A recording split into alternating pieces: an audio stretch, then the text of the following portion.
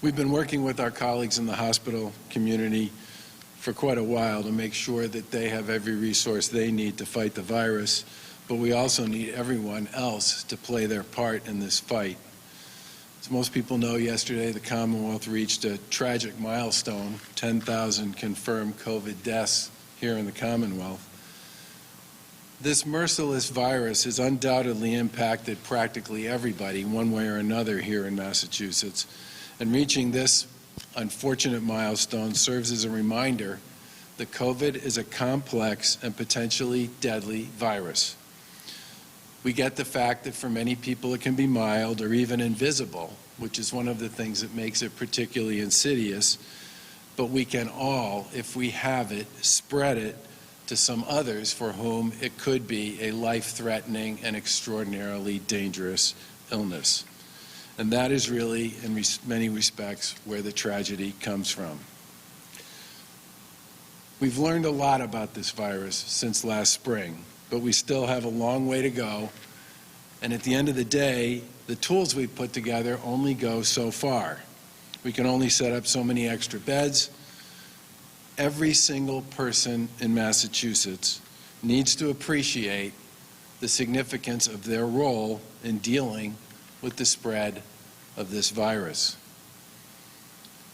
People need to change their behavior and get serious about who they spend time with, how they act, and why Massachusetts is at risk, primarily because of a lot of the things people do when they put down their guard. And this isn't a guess or a warning.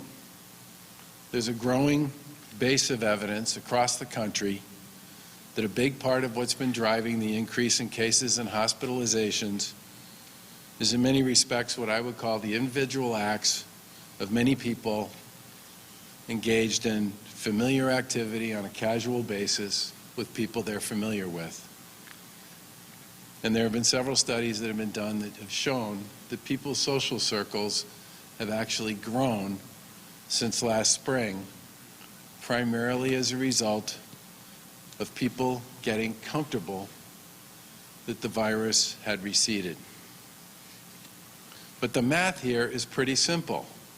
As cases increase, hospitalizations will increase too. Now, because so many people in Massachusetts continue to wear masks in public places and when they go out, continue to socially distance, continue to do many of the right things, the rate of growth in hospitalizations has been at nowhere near the same clip as the rate of growth in cases.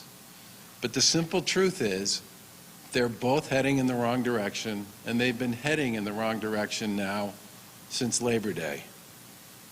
We all have a critical responsibility to understand and appreciate that we can play, as individuals, as families, a big role in reducing the spread of this virus.